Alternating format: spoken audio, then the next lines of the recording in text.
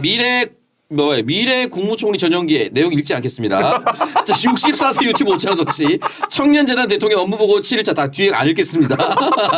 T8 울프랑님 전 여친 만난 지 2000일 되었습니다. 2000일. 지금은 와이프인 그분과 함께 깜짝이야. 방송 잘 하고 있습니다. 아, 감사합니다. 대단하십니다. 대단하십니다. 숨따님 노쇼 위약금 물어라 양아치 하라고 장동혁 대표한테 보내시는 것 같고요. 네. 유유리님 이재명 감사하게 교복 얘기해 주신 기념으로 슈퍼챗 보냅니다. 오. 저희 오늘 그 내용 담았으니까 함께 해보도록 하고요. 지금 그래서 애들의 교복 안 입고 다니고 체육복만 입는다 이런 식으로 얘기를 하는데 대통령께서 다시 한 번 더 입을 분 짚어줬으니까 그렇습니다. 저희 내용에서 잘 한번 다뤄보도록 하겠습니다. 네, 잘 다뤄보도록 하고요. 오늘 사실 이제 좀 아쉬운 판결 하지만 내용은 좋았는데 마지막에 이 형량이 우리 매우 슬프게 네. 짜증나게. 네. 그렇게 근엄하게 꾸짖은 다음에 네. 그러니까요. 꼴랑 7년을 줬습니다.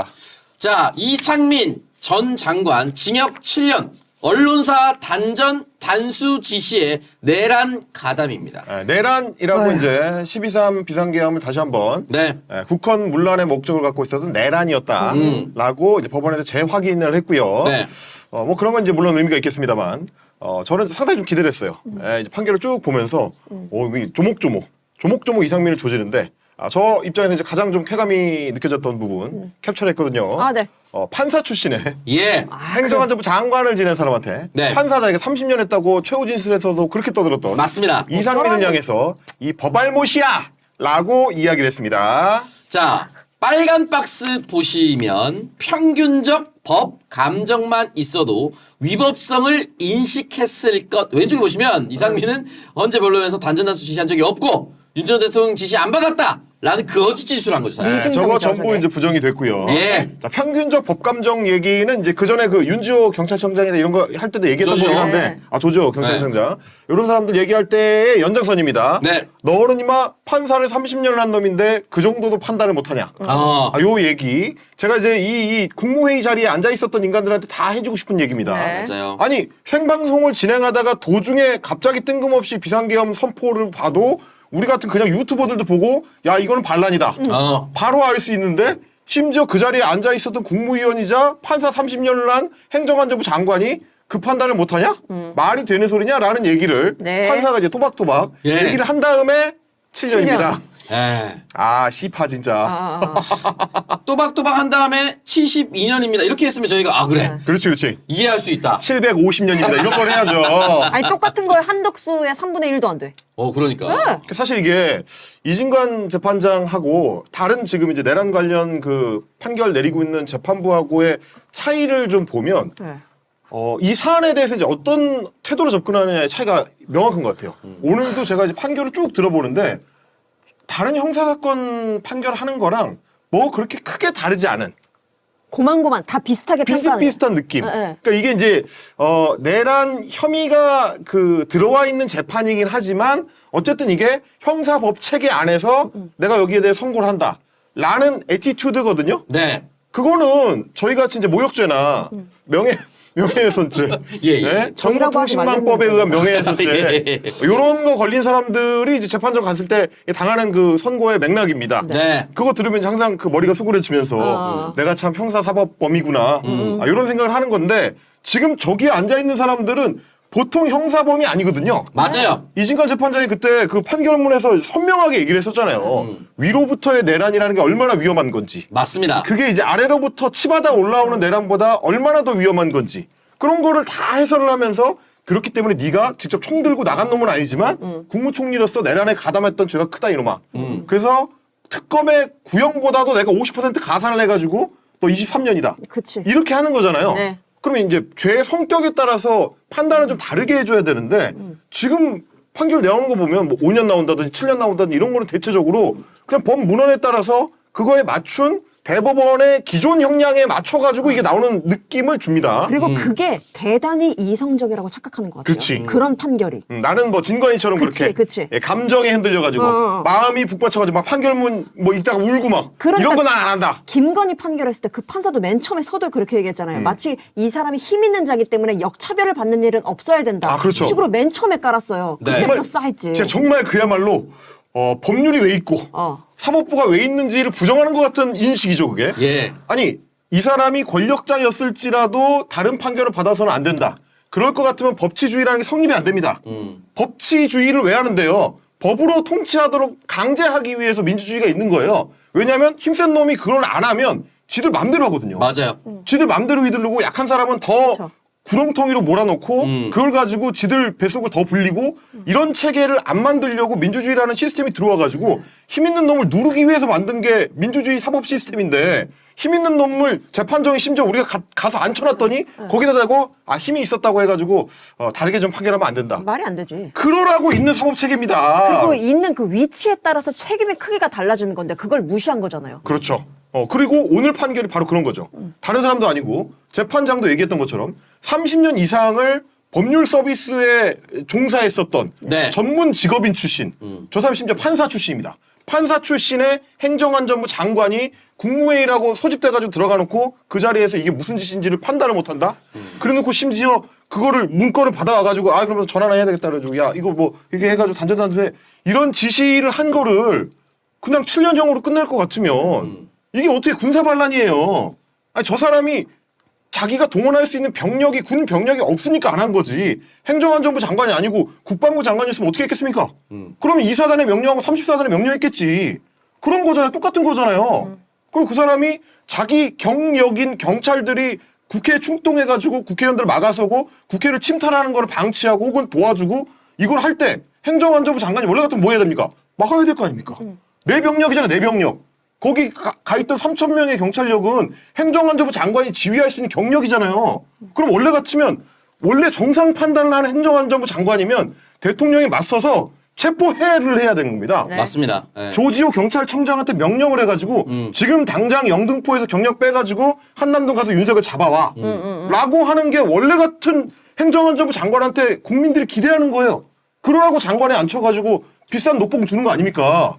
근데 오히려 거꾸로 지 경력을 혹은 소방청 인력들을 동원해가지고 헌법을 침탈하려고 했는데 기껏해가지고 한다는 게 7년형을 주고 끝나냐. 심지어 내가 이게 1심이지 않습니까? 솔직히. 그래. 2심 가서 감형할 수 있잖아. 막말로 하는 얘기예요. 감형할 수 있잖아. 알잖아. 뭐 재판 한두 번 해봐요? 여기서 15년 때린다고 2심에서 그대로 가겠습니까? 우리도 그것까지는 기대 안 해요. 근데 지금 반란이 일어난 지 1년 반도 안 됐는데 야 이렇게 하는 게 맞냐라는 생각을 사법부에서도 좀 일반 국민적 인식을 그렇게 강조하면서 네. 거기 맞춰서 생각을 해야 되는 거 아니야? 그러니까 사법부도 한패가 아니냐 네. 또는 이제 민주당 일각에서 사법개혁을 하려고 하는 법안 발의에 반발해서 일부러 하는 거 아니냐라는 의심을 공교롭게도 받을 수밖에 없는 겁니다. 저는 개인적으로 한덕수도 굉장히 싫지만 악질적인 건 훨씬 더 이상민이 더 크다고 보거든요. 그러니까요. 왜냐하면 이 사람은 이태원 참사, 잼버리 사태 지금 내란에 이르기까지 대한민국 윤석열 정권의 하에서 일어났었던 대부분의 큰 참사의 모든 책임자입니다. 핵심이에요. 네, 그런 모든 책임자가 고작 7년을 받는다는 것은 있을 수 없는 일이라고 저는 생각이 들거든요. 요지는 피고인이 2025년 2월 11일 대통령 윤석열 탄핵 사건의 증인으로 출석하여 증언하는 과정에서 사실 계엄 선포 당일 대통령 집무실에서 특정 언론사 단전단수 조치에 관한 문건을 받아 이에 관한 지시를 받은 사실이 있고 이에 따라 허석권에게 단전단수 지시를 한 사실이 있음에도 그런 사실이 전혀 없다는 취지로 허위로 증언하고 대통령 집무실에 들어온 조태열에게 윤석열이 제외공간 지시 문건을 전달하는 것을 그 자리에서 직접 목격하였고 대접견실에서 윤석열이 최상목에게 문건을 전달한 사실을 목격하였음에도 이를 보지 못하였다고 허위로 증언하였다는 것입니다. 이에 대해 피고인과 변호인은 위와 같은 지시 문건을 교부받거나 그 이행 지시를 받지 않았고 허석권에게 이를 지시한 사실이 전혀 없으며 조태열, 최상목이 문건을 전달받은 것도 보지 못하였고 설령 피고인이 이를 목격하였다 하더라도 당시 피고인은 급작스런 비상계엄 선포로 인하여 정신적 충격과 혼란에 빠진 상태였기 때문에 이를 정확히 기억하지 못하는 것일 뿐 기억에 반하는 진술을 한 것이라고 볼 수는 없다라고 주장하고 있습니다. 우선 피고인이 윤석열로부터 주요기관 봉쇄 계획 및 단전단수 조치 문건을 교부받아 그 이행을 지시받고 그 지시에 따라 허석권에게 특정 언론사 단수에 대한 협조 지시를 한 사실이 있는지를 살펴보면 이는 앞서 살펴본 바와 같이 피고인 모두 다 그 사실이 인정되므로 피고인이 이 부분 각 증언은 객관적 사실에 반한 진술임이 인정되고 피고인이 헌법재판소에 증언을 한 시점과 그 사이 피고인이 단전단수 지시에 대한 다수의 보도가 있었던 점 등을 비춰볼 때 피고인이 불과 3개월 만에 그 기억을 모두 상실하였다라고 보기도 어렵습니다. 그래서 이 부분은 유죄로 인정합니다. 다음으로 조태열 문건 관련 증언의 경우 조태용이 대통령 집무실에 들어갈 당시 피고인은 이미 한덕수, 박성재 등과 함께 집무실에 입실해 있는 상태였고 당시 상황에 대해서 조태열은 제가 집무실에 도착한 이후 반대하는 입장을 말하고 이에 대해 윤석열이 대답을 한다고 10여 분이 흐른 것 같다.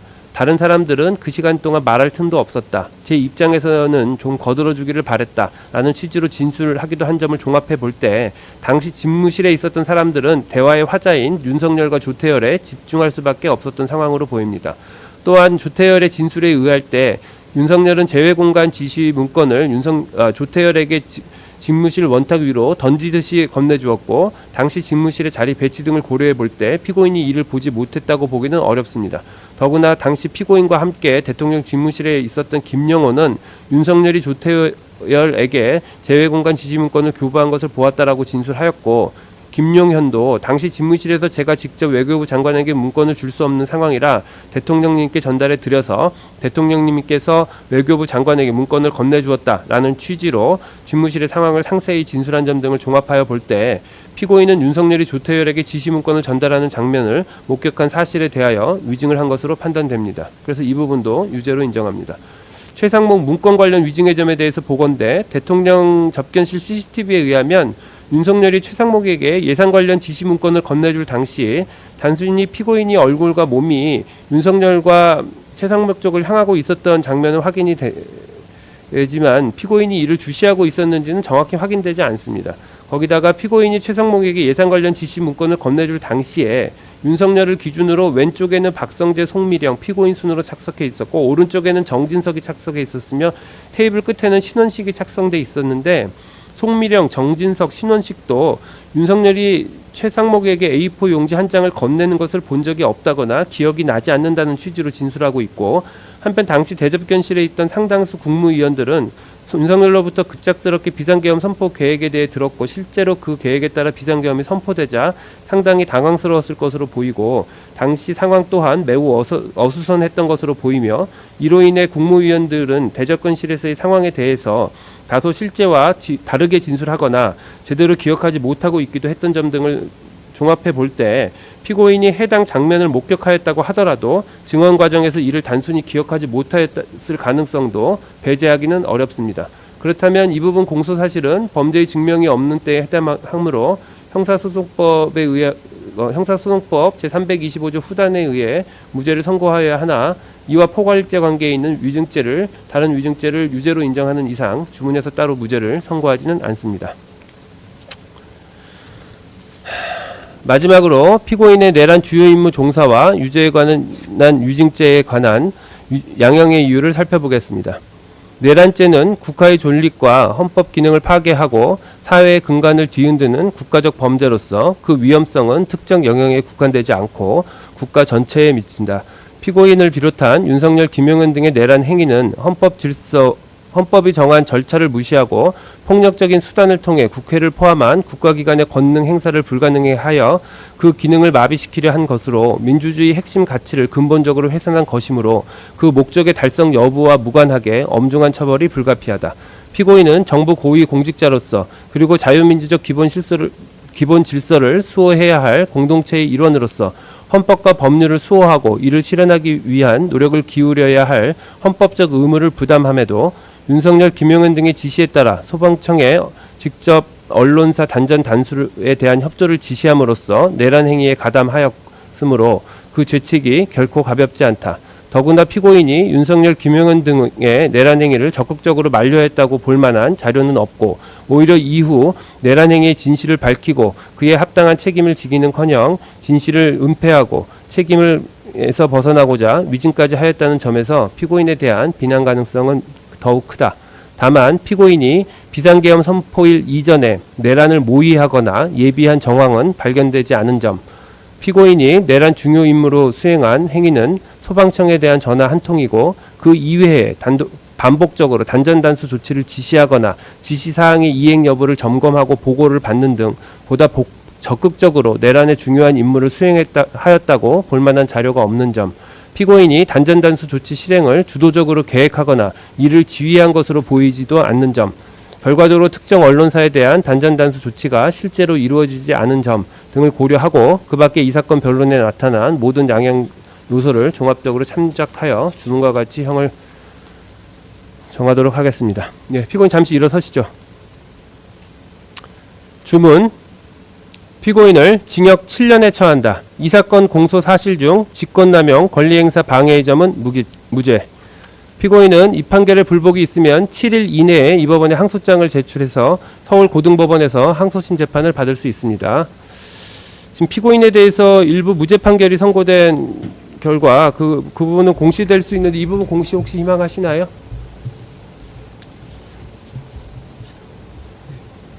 그 부분은 그러면 공시를 원하시나요? 예.